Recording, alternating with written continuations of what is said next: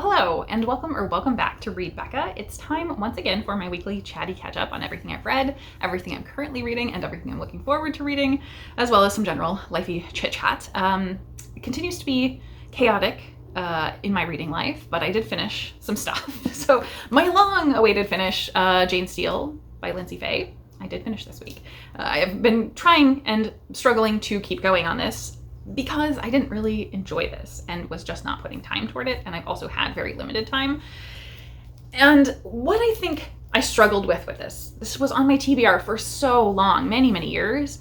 I thought it was going to be more of an entertaining thriller, and it kind of is that, but it's also very indulgent and quirky in terms of the character and the tone, while having really grim content. And that balance just didn't work for me, and the actual storytelling felt very uneven to me.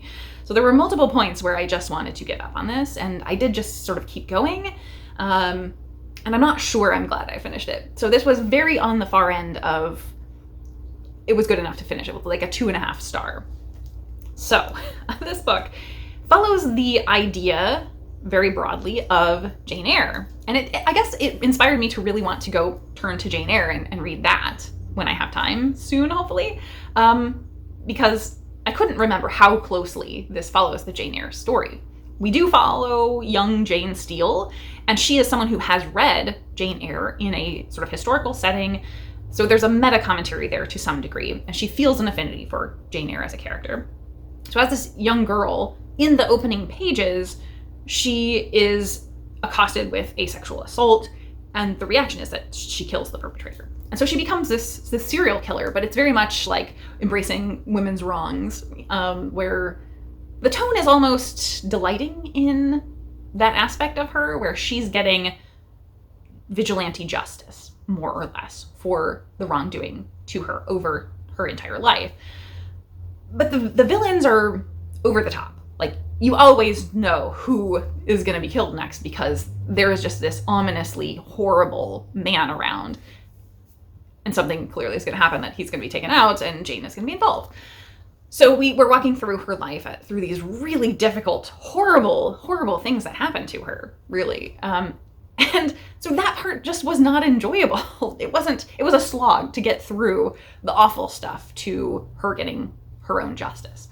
And I often didn't feel like it was really justice, but there also wasn't justice to be had in the world. This is historical again, so men in power kind of got away with anything. So I don't know if there was like an aspect to this book that wasn't working, or if it was actually just wrong timing. Because I do kind of feel like this would have gone better for me at a different time. And I just wasn't having the mental space to deal with that grimness and the way that it was carried out, if that makes any sense. So I don't know. I feel like I would struggle to recommend this. I feel like there are a lot of books that are doing the same thing now, certainly, but this was written like 10 years ago, so it probably was an early version of what it's doing and was very influential. So I think it's good that I read it for that aspect. I kind of wanted more of a good time from this that I did not get, though. So I would probably read more from the author, because I feel from a pure writing perspective, the writing was good, but this just was not the right book for me, I think. And then a much more successful book that I finished this week was A Canticle for Leibowitz by Walter M. Miller Jr. And this had a much more balanced mix of dark and light. It's very satirical. It is science fiction that's quite post-apocalyptic, but you can see really strong influence of Cold War mindset and ideology in framing this story. So the cover of mine looks very like futuristic and looks like we're probably on another planet with religion, and religion is a big aspect of this. But to what I said, it's very satirical, so it's kind of poking fun at a lot of the political mindset, a lot of the religious mindset of the time, certainly when this was written around the end of the 50s. So I buddy read this with Melinda from A Web of Stories, and it was great because we approached this from very different places, and we each brought our own backgrounds. Both of us have a lot of interest in religion, so that certainly played into this strongly. And I have more of a sci-fi and fantasy reading background, and Melinda is very into history. And so our approaches really meshed well together to be buddy reading this, because we were able to talk about this from such different places and take such different things out of this. So the story here is kind of broken up into 3 parts, and each of those parts is significantly distant in time and far future, all of them are. So the first one begins about 600 years past the 1950s. And you're following this religious order through all of these parts as they're existing in a post-apocalyptic world where we know there has been kind of a nuclear apocalypse and they're recovering. The world is recovering. But they have retained these memorabilia, these records from St. Leibowitz, who was someone there when the fallout happened. And we're following kind of an innocuous brother, low-level brother, who is still kind of in training, and he's going through the worst parts of that, and is very downtrodden, I would say, certainly throughout the first part. But he discovers something in the desert. And when he has that discovery, it sort of sets off the new beginnings for this order that really follow St. Leibowitz. And it's very like Catholic-based religion, but it's meant to be over the significant time, so it is quite a bit different. And the whole inception of this saint is very sort of meaningless. It's really curious to watch this grow over time because more or less, like, they're basing their belief in this saint on documents they don't even understand, really. And they're protecting and gatekeeping knowledge from a world that rejected knowledge because it led to the nuclear apocalypse. And so they're kind of standing alone. They're in this ivory tower of knowledge that they can't even use, really. And that is so interesting, both as a commentary on the world and politics, but also on religion. And the fact that they are persisting to protect and enshrine this knowledge that they don't understand for forever. And we know it's virtually meaningless stuff like shopping lists, is also a very strong commentary on religion as well, and the ways that religion progresses. But yet we see through the 3 parts, jumping over time, each about 600 years apart, we see the world go through an enlightenment. And we see the influences of both these religious groups, scholars who are trying to advance knowledge and running up against religion in their pursuits of that, the conflicts there between science and religion, and the ways they work together. And so there just is so much there that is really challenging and has a lot of depth and richness in terms of the commentary. But this is also quite funny. It's really darkly satirical, at least at the beginning. It persistently gets darker and darker and darker as you get to the end. And this is really, really bleak at points. So you see the darkness of the author in this story very, very significantly, and the darkness of the time that he was living through. Yet I felt very hopeful in my reading, and myself and Melinda kind of took different things away from it, but mine was very hopeful that this was about meaning being found from things that are really meaningless, and a progression of the human spirit, the persistence of humanity through really dark times. And so I found some really hopeful messages there. I think that this is a great book to have buddy read because there is so much to take away from it, and you kind of don't get all the pieces. You get a lot of answers, but you really can fill in a lot and interpret a lot out of this. So it was a really challenging book to read, but gave us so much to discuss. And even after finishing our buddy read, we've kind of continued coming up with things that we wanted to talk about because there just is so much there to think through and reflect on as we've come away from it, as we've had more distance to see the big picture. So I really enjoyed this. I don't think either of us were interested in continuing on to the next book because it sounds like there was a long period of time before the sequel came out and it was a little bloated and unhinged possibly. And I felt this was satisfying in what it was doing. So I'm really happy to have finally read this. This is sort of a modern classic of science fiction that really is doing some interesting things. And I think the sense of humor, like this reminds me a lot of someone like Christopher Moore's Lamb or Douglas Adams. So if you're into that sort of humor, but with a very dark tinge, I think this could be a real hit for you. So other than that, I think the only thing that I am actively really working on is Dead Romantics that I need to get done today for my book club. I don't think I'm going to finish it, but I'm going to try. And then I also started Do Nothing by Celeste Headley on audio. So those are the 2 things I'm working on book-wise. As far as other media for the week, I watched a fantastic show called Astrid. That's a French show, I believe, or it's French language, definitely. And it's sort of a police procedural. And we're following this cop who is kind of a mess.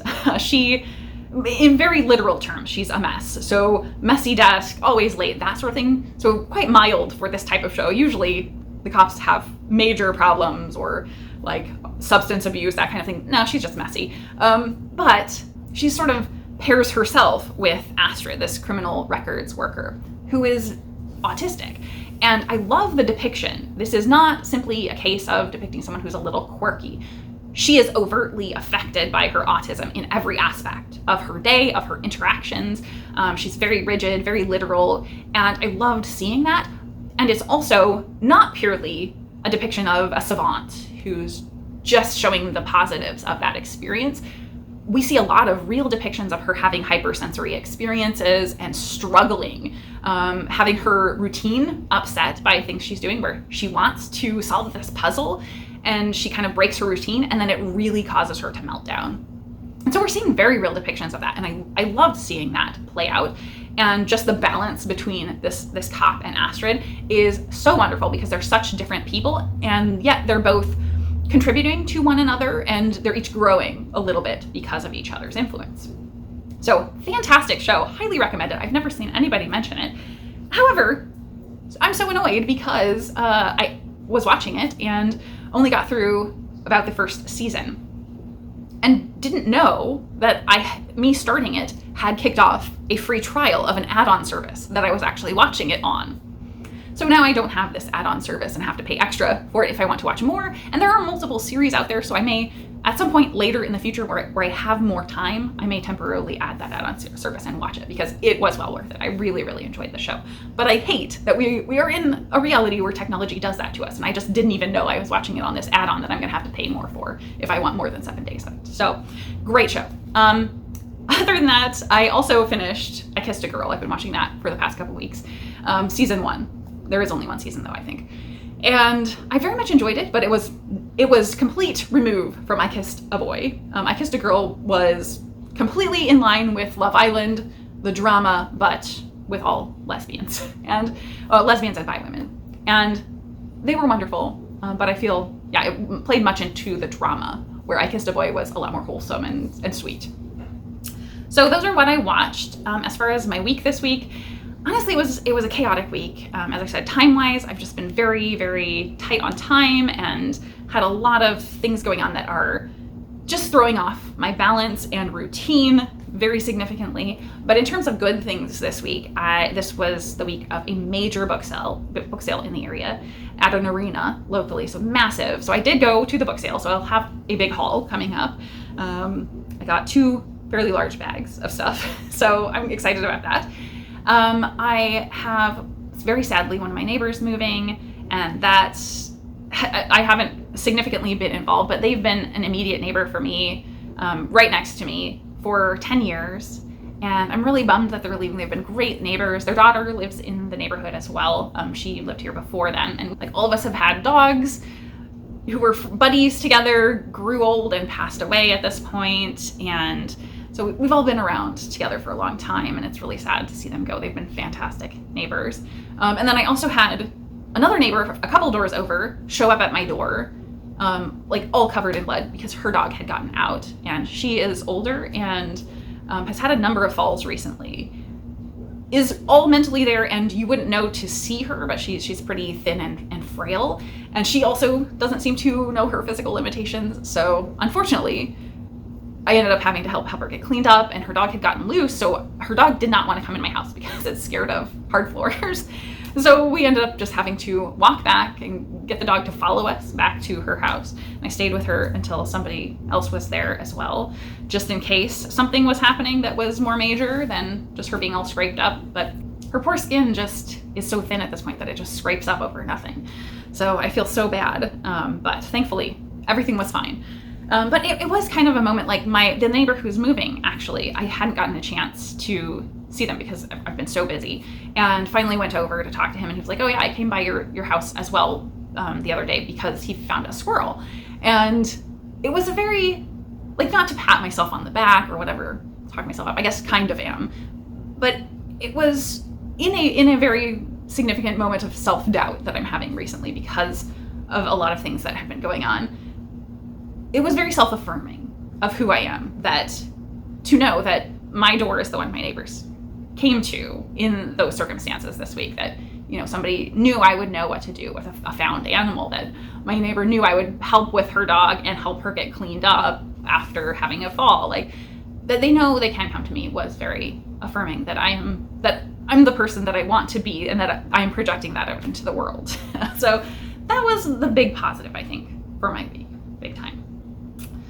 So otherwise, my foster cat is completely out and about now. So you've seen him in his little blanket fort on the chair, because he was hiding really significantly. I was very scared, but he's a big fan of my cats, so very friendly. That's been great, and he is completely out and about the house and has been slowly but surely getting really comfortable being in a strange house and wandering around.